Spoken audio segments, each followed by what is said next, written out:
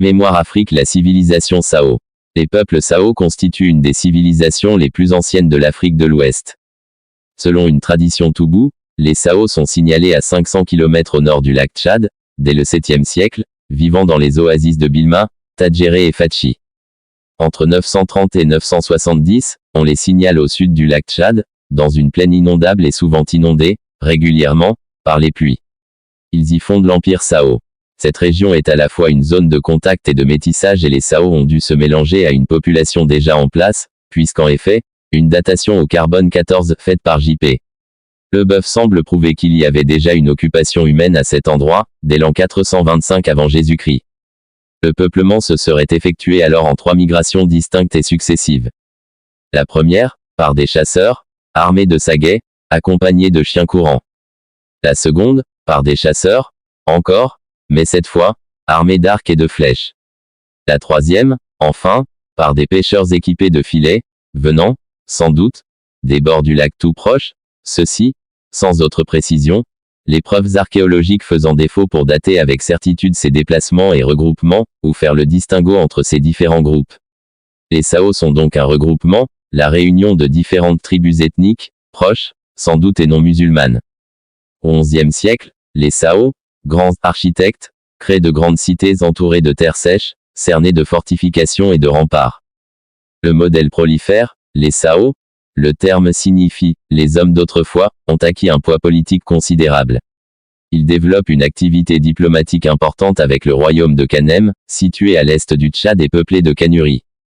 Bien entendu, guerre et guérilla éclatent, les deux camps gagnent et perdent alternativement, jusqu'à ce que les Boulala, peuple d'origine yéménite, après s'être emparés de Kanem, chassent les Sao définitivement de la région. C'est la fin de l'empire Sao, au XVIe siècle, sous les coups conjugués des Kanembou et des Kanuri. Parmi les survivants, certains sont tués plus tard par les Massa, tandis que les troupes bornues déciment se rester dans les villes. Les derniers, enfin, s'enfuirent et se réfugièrent au nord-ouest du Cameroun. Ils se métissèrent avec les populations Massa installées dans ces régions. Ils formèrent une nouvelle ethnie, les Kotoko. Les Sao avaient alors cessé d'exister en tant que peuple Sao. C'était à la fin du XVIIe début du XVIIIe siècle. Les Sao enterraient leurs morts. Les tombes ont été retrouvées, groupées en de vastes nécropoles qui pouvaient occuper 3, voire 4 niveaux. Les plus anciennes étaient de simples fosses où le cadavre était couché, allongé sur le dos, la tête reposant, le plus souvent, sur une sorte d'oreiller en argile séchée. Les plus intéressantes et qui correspondent à ce que l'on pourrait appeler la période classique Sao étaient constituées par de grandes jarres en terre cuite, entièrement ou partiellement décorées de chevrons auxquels venaient s'ajouter des motifs relevant le plus souvent de la symbolique sexuelle.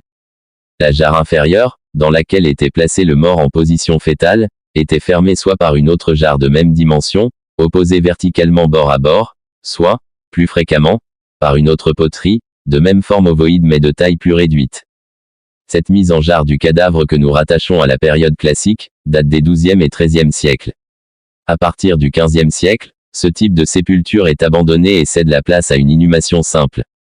Les éléments les plus représentatifs, les plus caractéristiques, ceux qui parlent le mieux pour témoigner de leur civilisation sont, incontestablement, les œuvres d'art, en particulier, les sculptures en terre cuite, qu'elles soient animalières ou anthropomorphiques. On trouve également des colliers en argile ou des poids servant de mesure parmi les vestiges retrouvés de cette civilisation. En ce qui concerne les terres cuites représentant hommes ou animaux, elles proviennent généralement de sanctuaires ou de lieux d'offrande. Un quart d'entre elles se trouvaient associées aux rituels funéraires. Plus de 350 sites Sao ont été dénombrés, tant au Tchad qu'au Cameroun. Il s'agit, dans la plupart des cas, de voûtes plus ou moins artificielles, allongées ou circulaires, de dimensions variables. Sinok est le nom d'un village et d'une région riche en minerais d'étain, au centre du Nigeria. Sao n'est pas un nom de lieu mais un vocable collectif donné aux populations vivant avant l'arrivée de l'islam, dans les plaines basses au sud du lac Tchad et sur les territoires d'une partie du Nigeria, du Cameroun et du Tchad. De ces fouilles et de ces recherches, il ressort qu'il existe 5 époques marquantes dans l'histoire de la culture Sao. Dans le premier millénaire avant notre ère, occupation de certains sites par des chasseurs-pêcheurs néolithiques, vers -200, apparition du fer. On trouve les premières représentations animales en terre cuite. Vers le Xe siècle, découverte de la plus ancienne figuration humaine. À Messo, Tchad, au XIIe et XIIIe siècle, pratique généralisée des inhumations dans des jarres qui peuvent atteindre 1,40 m, avec multiplication des céramiques, épanouissement de la métallurgie du cuivre, à partir des 15 et 16e siècles, multiplication des figurines humaines jusqu'à l'arrivée de l'islam qui interdit alors toute représentation chez les Sao, les pièces de terre cuite étaient de loin les plus nombreuses. L'argile a été utilisée de façon continuelle pour les activités matérielles et quotidiennes, ainsi que religieuses. Les objets fabriqués étaient si bien faits, conçus avec tant de goût et d'ingéniosité que l'on peut assurer que la céramique a été la technique majeure des Sao.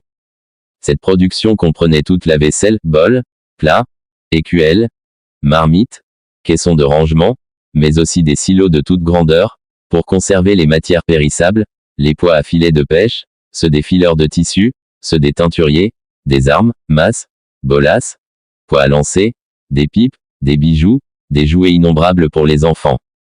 Sans oublier tout le mobilier ou les objets religieux, jarres funéraires, dont quelques-unes dépassaient 1,40 m, ainsi que de multiples représentations humaines et animales. Il semble, comme couramment en Afrique, que ce soit les femmes qui façonnaient, modelaient et cuisaient les céramiques.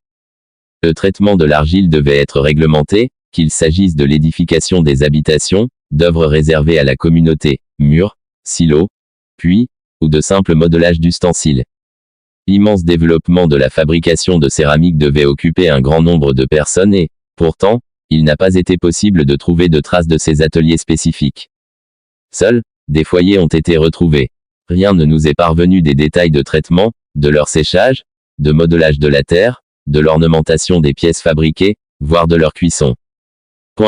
Pour le montage des grandes pièces, vases ou jarres cercueils, le procédé au boudin était utilisé, avec l'emploi à l'extérieur ou à l'intérieur de la pièce, d'un panier pour aider à la confection de la base ou de la panse de la pièce fabriquée.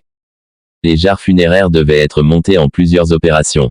On faisait le fond sur une forme en vannerie, calée sur de la terre meuble et on y ajoutait la panse, en réunissant les deux fragments par des emplâtres d'argile, étalés manuellement. Sur la cuisson, on imagine qu'elle devait s'effectuer à feu nu, comme le font encore les Kotoko, descendants actuels et naturels, en ligne directe, des Sao. Les techniques de chauffe étaient diverses, donnant des résultats disparates. L'on a retrouvé des pièces roses pâles, rauques, rouges, brunes, gris, noires, comme calcinées, dans des tertres Sao.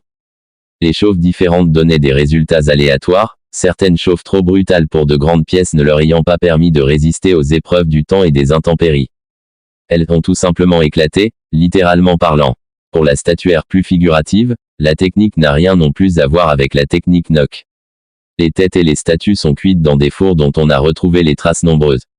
Elles ne sont pas creux, mais faites à partir d'une masse pleine sur et dans laquelle le potier façonnait en creux ou en relief les traits du visage.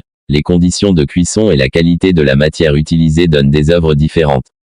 Elles ne présentent pas non plus les trous systématiques trouvés chez les Nok, ni les éclats de feldspath, de quartz ou de mica partout présents. L'art et l'architecture Sao sont incontestablement des chefs-d'œuvre de maîtrise, de perfection et de raffinement. Bien au-delà de la simple terre cuite, les Sao cultivaient l'art du bronze, du fer, du verre et de l'ivoire. Avec, il faut bien le dire, une très grande irrégularité de la qualité esthétique.